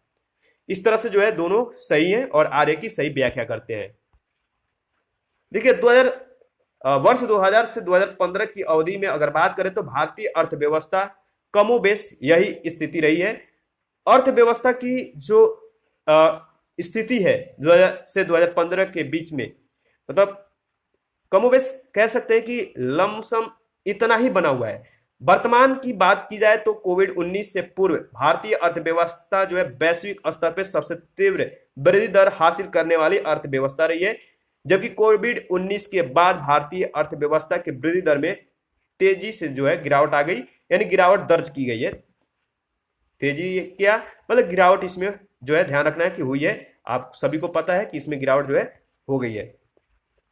66 है निम्नलिखित राज्यों को वर्ष 1998-99 की प्रति व्यक्ति आय के आरोही क्रम, यानी जो है आपको लगाना है आरोही क्रम है, डिसेंडिंग ऑर्डर में जो है आपको सजाना है और कुट जो सही है उसको आपको चूज करना है। तो देखिए इसमें जो है आपका पहला आएगा पंजाब, ठीक है, इसके बाद महाराष्ट्र, गुजरात, उत्तर प्रदेश। तो बी ऑप्शन आपका सही जवाब है। आप डेटा को देख के जो है आकलन कर सकते हैं। 67 नंबर है, 2017-18 के दौरान बिहार में तृतीय क्षेत्र की विकास दर थी, कितनी थी? 14.6%। बिहार आर्थिक समीक्षा 2018-19 के अनुसार वर्ष 2017-18 के दौरान बिहार में तृतीय क्षेत्र का विकास दर जो है 2011-12 में चालू कीमतों पे जो है एक जो क्रमशः है 14.6 और 17.9% जो है रही है। प्राथमिक और द्वितीय क्षेत्र का जो विकास दर है चालू कीमतों पर 1.4% और 6.1% और 2.5%, 4.1% अनुमानित थी। ठीक है, प्राप्त कितनी हुई? 1.4 और 6.1 अनुमानित 2.5 और 4.1। आर्थिक समीक्षा 2020-21 के अनुसार जो है सकल राज घरेलू उत्पाद के क्षेत्रगत वृद्धि दरें जो है आप यहाँ पे देख सकते हैं 2017-18, 18-19, 2019-20। यहाँ पे जो प्राथमिक, द्वितीय, तृतीयक, जीएसवीए और जीएसडीपी जो है यहाँ पे पूरी डेटा दी गई है। आप वीडियो को पॉज करके जो है एनालिसिस कर सकते हैं। नेक्स्ट क्वेश्चन है 68। 2017-18 में मौजूदा कीमतों पर बिहार राज्य का सकल राज घरेलू उत्पाद यानी जीएसडीपी था, कितना करोड़ था? बताइए। तो ए ऑप्शन आपका सही जवाब है 4,87,628 करोड़ था। ए ऑप्शन आपका सही जवाब है। और इसके डेटा को आप देख सकते हैं। 69 नंबर है, आपको विचार करना है, राज्यों का नाम दिया गया है, बताना है कि इन राज्यों का उनके प्रति व्यक्ति निवल राज्य घरेलू उत्पाद के संदर्भ में अवरोही क्रम है, कौन सा डिसेंडिंग ऑर्डर है? अब बताइए, ऑप्शन को देखिए। इसका सही जवाब होगा 69 का, बताइए कौन सा सही जवाब है? सी ऑप्शन आपका सही जवाब होगा 1324, यानी गुजरात, महाराष्ट्र, कर्नाटक, इसके बाद तमिलनाडु। ओ सॉरी 3142 है, सॉरी डी ऑप्शन आपका सही जवाब है। पहला है महाराष्ट्र, गुजरात और इसके बाद आपका आता है तमिलनाडु, फिर कर्नाटक। यहां पे डेटा दिया गया है, आप डेटा को देख लीजिएगा। बाय मिस्टेक और जल्दबाजी की वजह से ऑप्शन जो है रॉन्ग हो गया था। 78 किस राज्य के प्रति व्यक्ति वार्षिक आय न्यूनतम आंकी गई है? बताइए किस राज्य का प्रति व्यक्ति आय जो है न्यूनतम आंकी गई है? वो है उड़ीसा का। सी ऑप्शन आपका सही जवाब है और इसके बारे में आप डिस्कस कर सकते हैं, थोड़ा बहुत पॉइंट इंपॉर्टेंट है। देखिए 2020-21 के अनुसार चालू कीमत पर 2018-19 में जो विकल्प राज्यों की प्रति व्यक्ति आय है निम्न है। बिहार का देख सकते हैं 40,982 रुपए, मध्य प्रदेश का 90,165, उड़ीसा का 99,196, पश्चिम बंगाल का 1,11,138 और 2017-18 में जो विकल्प राज्यों की प्रति व्यक्ति आय है बिहार का 36,850, मध्य प्रदेश का 81,642, उड़ीसा का 1,46,4,681 और पश्चिम बंगाल का जो है आपका 91,401। देखिए अगर जो बोलने में जैसे 1000 लाख है, इसमें अगर आप एक बार ना जो है इसको काउंट कर लीजिएगा। मुझे जो होता है जल्दबाजी में कुछ है इधर उधर भी मतलब कि मिसिंग हो जाती है, तो आप प्लीज डेटा को गौर से जो है आप लोग देखते हुए आगे बढ़िएगा। 2011 में भारत सरकार द्वारा प्रसारित आंकड़ों के अनुसार किस राज्य या संघीय क्षेत्र में प्रति व्यक्ति आय 2009-10 के दौरान अधिकतम थी? गोवा की सर्वाधिक थी। आगे बढ़ते हैं नेक्स्ट। अगर आप इसको देखना चाहते हैं, डिस्क्रिप्शन को देखना चाहते हैं, इसमें जो नोट्स दिया गया इंपॉर्टेंट है तो आप पढ़ लीजिए। मैं आगे बढ़ रहा हूं क्योंकि जो इंपॉर्टेंट था हम लोगों ने डिस्कस कर लिया है। निम्न में से किस राज्य में औसत प्रति व्यक्ति आय सर्वाधिक है?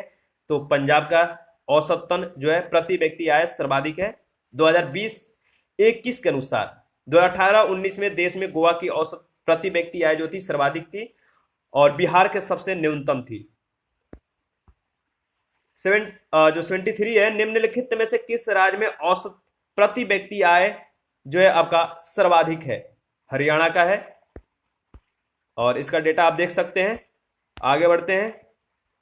नेक्स्ट है 74, निम्नलिखित राज्यों में से किसकी 2010-11 में सकल राज्य घरेलू उत्पाद में वृद्धि दर जो है सर्वाधिक रही है? तो सही जवाब है बिहार की। 2021 में जारी आंकड़ों के अनुसार विकल्पगत अगर राज्यों के बारे में बात करें तो सर्वाधिक वृद्धि दर बिहार राज्य की थी। जारी आंकड़ों के अनुसार 2018-19 में स्थिर मूल्यों पर सर्वाधिक सकल राज्य घरेलू उत्पाद वृद्धि दर के संदर्भ में जो विकल्प राज्य का जो क्रम है, पहला बिहार, तमिलनाडु, छत्तीसगढ़, फिर महाराष्ट्र। 75 नंबर है। कथन ए कह रहा है कि भारत में पिछले 10 वर्षों में आर्थिक विकास लगभग स्थिर रहा है और कारण आज खाद्यान्न का उत्पादन भी पिछले कई वर्षों से बढ़ा नहीं है। आपको बताना है कि कौन सा कुट जो है इसमें सही उत्तर है, बताइए इसका सही जवाब क्या होगा। देखिए इसका सही जवाब है क्या है, कंफ्यूजन है, स्टार दिया गया है। इसके बारे में डिस्कस कर लेते हैं। भारतीय अर्थव्यवस्था जो है 90 के दशक के पूर्वार्ध में यानी 1996-97 तक के बात करें तो प्रभावशाली वृद्धि प्रदर्शित की। इस दशक के अंतिम वर्षों में अर्थव्यवस्था का विकास दर में कुछ कमियां भी परिलक्षित हुई थी। इसी प्रकार खाद्यान्न उत्पादन जो 1990-91 में था वो 176.4 मिलियन टन था, जो 2001-2 में बढ़कर 212.9 मिलियन टन हो गया। उपयुक्त जो कथन है और कारण दोनों जो है वो असत्य है, इसलिए जो है आपका वहां पे हम लोग ने जो है क्या देखा, उत्तर में स्टार का साइन देखा। 2010 से 2020 तक यानी विगत 10 जो दशक है 10 वर्ष का 2000 से 2010 तक कथन और कारण दोनों सही नहीं है, क्योंकि इस अवधि में जीडीपी वृद्धि दर जो है बढ़ती और घटती रही है, जबकि खाद्यान्न का उत्पादन लगभग लगातार बढ़ता ही रहा है। गिरावट जो है 2014-15 में भी दर्ज की गई। 76 नंबर है। 2 वक्तव्य दिए गए हैं। कथन ए है 1947 के बाद की अवधि में भारत का जो राष्ट्रीय आय है कई गुना बढ़ गई, परंतु प्रति व्यक्ति आय स्तर में कोई सुदृढ़ सुधार नहीं हुआ है। आर है कारण आर जो कह रहा है कि भारत की जनता का काफी बड़ा भाग अभी भी गरीबी रेखा के नीचे रह रहा है। आपको बताना है इसका सही जवाब क्या होगा। इसका सही जवाब है यानी इसमें जो डी ऑप्शन है एक गलत है, आर सही है। तो ऑप्शन आप देख लीजिए, ऑप्शन आपका जो है डी ऑप्शन है। 77 नंबर है। भारत में राष्ट्रीय आय प्राय नगरीय आय से कम है, इसके लिए निम्नलिखित में से कौन सा कारण जो है जिम्मेदार है? 3 आपको कारण दिए गए हैं, तीनों कारणों को पढ़िए और बताइए कि इन तीनों कारणों में जो कूट है जो सम्मिलित है वो कौन सा सही है। तो देखिए तीनों कारण सही है, पहला, दूसरा, तीसरा यानी ए ऑप्शन। 2011 के जनगणना के अनुसार अगर बात करें तो 69% जनसंख्या गांवों में निवास करती है, जिसका मुख्य व्यवसाय कृषि है। तीनों विकल्पों के सम्मिलित प्रभाव के कारण जो है कृषि से उत्पन्न आय अपेक्षाकृत कम है। यही कारण है कि ग्रामीण आय नगरीय आय की अपेक्षा कम है। 78 है। भारत में बचत और पूंजी निर्माण की ऊंची दर होते हुए भी संवृद्धि दर कम होने का क्या कारण है? तो ऊंची पूंजी या उत्पाद अनुपात।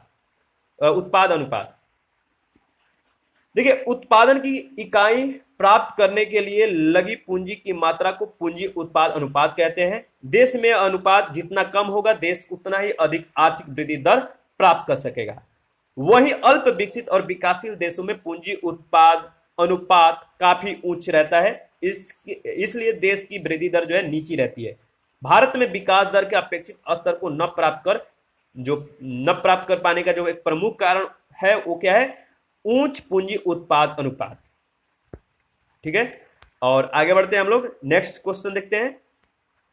79 है। उच्च बचत वाली अर्थव्यवस्था होते हुए भी किस कारण पूंजी निर्माण महत्वपूर्ण उत्पादन वृद्धि में परिणामित नहीं हो पाता है? इसका सही जवाब है उच्च पूंजी उत्पाद अनुपात। इससे पहले वाले में हम लोगों ने डिस्कस किया था, यानी जो कैपिटल आउटपुट रेशियो है इसके जो कह सकते हैं कि अर्थव्यवस्था में एक इकाई उत्पादन के लिए आवश्यक पूंजी की मात्रा को दर्शाता है।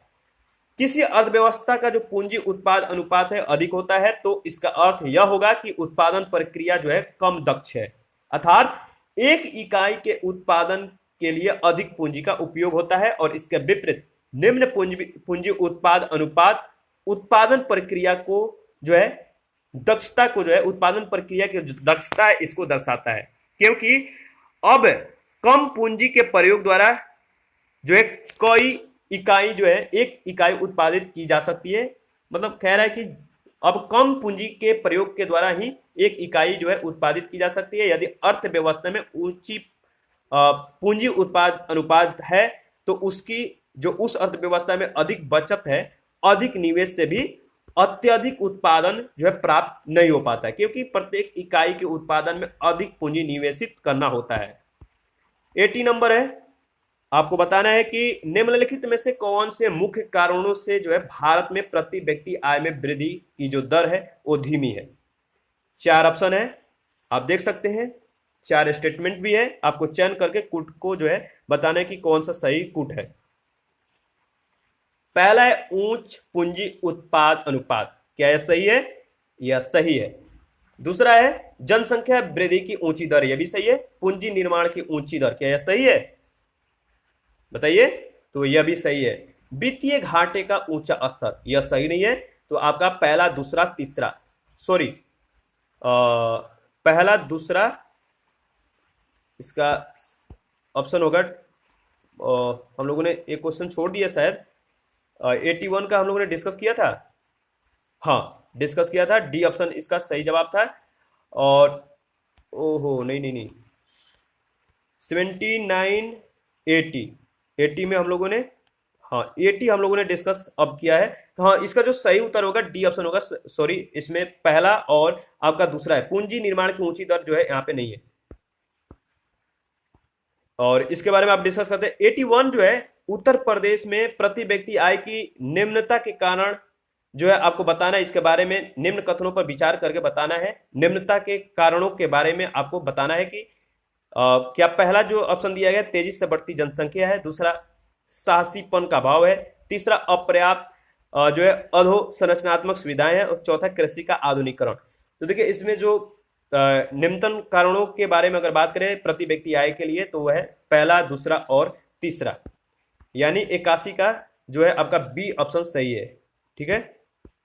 इसके बाद 82 नंबर है, एक देश में आर्थिक समृद्धि अनिवार्य रूप से होगी यदि एक्स में पूंजी निर्माण होता है, तो सी ऑप्शन आपका सही जवाब है। 83 है, भारत में निकट भविष्य में 8% या अधिक आर्थिक वृद्धि दर प्राप्त करने में सर्वाधिक सहयोग किस तत्व से जो है, यानी किस कारक से जो है मिल सकता है? इसका सही जवाब होगा, बताइए। 83 का सही जवाब है सभी अवरुद्ध या रुके हुए उत्पाद प्रोजेक्टों का क्रियान्वयन किया जाए, तो सी ऑप्शन आपका सही जवाब हो जाएगा। भारत में निकट भविष्य में 8% या अधिक वृद्धि के लिए सर्वाधिक सहयोगी सभी अवरुद्ध या रुके हुए उत्पादक प्रोजेक्टों का जो है क्रियान्वयन करके प्राप्त किया जा सकता है। हालांकि अन्य कारक जैसे वस्तु एवं सेवा कर को लागू करके, श्रम शक्ति का कौशल विकास करके और व्यापार की प्रक्रिया को सरल करके भी इसमें दीर्घकाल में जो है वृद्धि की जा सकती है। 84 है, निम्नलिखित में से कौन सा लक्षण भारतीय अर्थव्यवस्था का नहीं है? आपको बताना है। 4 ऑप्शन है और इसका सही जवाब क्या होगा? तो ए ऑप्शन आप देख लीजिए, बी ऑप्शन भी देख लीजिए, ऊपर में आपका सी और डी है। तो प्राकृतिक संसाधनों की कमी जो है आपका डी ऑप्शन है। 85 है, निम्न कारणों में से कौन सा कारण जो है भारत के प्रति व्यक्ति वास्तविक आय यानी पर कैपिटा इनकम में जो है धीमी बढ़त के लिए मुख्य रूप से उत्तरदायी रहा है? 4 पॉइंट इसमें दिया गया है और सही पॉइंट को ढूंढकर इसमें जो है कूट दिया गया, जो आपको बताना है क्या सही है। तो देखिए इसमें जो कह रहा है कि जो पर कैपिटा इनकम है, इसमें धीमा बढ़त है, जो धीमी बढ़त है, इसके लिए जो मुख्य कारक जो उत्तरदायी है वो है जनसंख्या में तेज बढ़त, मूल्यों में भारी बढ़त, कृषि और औद्योगिक क्षेत्रों के विकास में धीमी गति और विदेशी विनिमय है इनकी अनुपलब्धता, यानी डी ऑप्शन उपयुक्त सभी आपका सही है। 86 नंबर है, 2001 से 2010 में भारत के सकल घरेलू बचत की उच्चतम दर प्राप्त हुई थी किस वर्ष? तो 2007-8 में। 87 है, भारतीय अर्थव्यवस्था के लिए घरेलू बचत की औसत दर वर्तमान किस परास में आकलित की गई है? इसका सही जवाब होगा 20 से 25%। नेक्स्ट है 88। वर्ष 2012-13 में भारत की सकल घरेलू बचत दर थी, कितनी थी? जो इसमें डेटा दिया गया है कोई नहीं है, इनमें से कोई नहीं आपका सही जवाब होगा। ई ऑप्शन आपका करेक्ट ऑप्शन है। आप डेटा को देख लीजिए। 2017-18 के अनुसार अगर बात करें तो सकल घरेलू बचत का जो प्रतिशत है 2012-13 में 33.9, और उपयुक्त में से कोई विकल्प सत्य नहीं है। और आर्थिक समीक्षा 2020-21 के अनुसार अगर देखें तो सकल बचत दर जो है 2016-17, 2017-18, 2018-19 में 31.3%, 32.4%, 30.1%। वर्तमान में यानी जो ये क्वेश्चन पूछा गया था 2008 में, तो वर्तमान में जो भारत में बचत अनुपात है वो कितने कितने के बीच है? तो देखिए डी ऑप्शन आपका सही है, जीडीपी के 32% के ऊपर। और इसको जो है डिस्कस कर लेते हैं। आर्थिक समीक्षा 2020-21 के अनुसार 2018-19 में सकल घरेलू बचत जीडीपी का 30.1% है, जबकि घरेलू क्षेत्र की जो बचत है वो 18.2%। निजी कॉर्पोरेट क्षेत्रों की जो बचत है वो है 10.4% और सार्वजनिक क्षेत्र की जो बचत है वो है 1.5%। 90 नंबर। भारत में निम्नलिखित क्षेत्र में से कौन सा एक क्षेत्र बचत में सर्वाधिक योगदान करता है? वो है घरेलू क्षेत्र, सी ऑप्शन। और इसी के साथ हमारा आज का जो सेशन है समाप्त होता है। नेक्स्ट टॉपिक है सतत आर्थिक विकास। इसका डिस्कशन नेक्स्ट वीडियो में करेंगे। आप अपना प्रतिक्रिया जरूर दीजिएगा, हमें आपके प्रतिक्रियाओं का बेसब्री से इंतजार रहता है। कोई डाउट हो आप हमें कमेंट कर सकते हैं। टेलीग्राम चैनल को ज्वाइन कर लीजिए, वीडियो के डिस्क्रिप्शन बॉक्स में इसका लिंक दिया गया है। और एक चीज कि जल्दबाजी में कुछ डेटा है इधर उधर हो सकती है, तो आप डेटा को जो है सूक्ष्म तौर पे जो है अध्ययन करते हुए आगे बढ़ेंगे। तो थैंक यू, मिलते हैं नेक्स्ट टॉपिक में।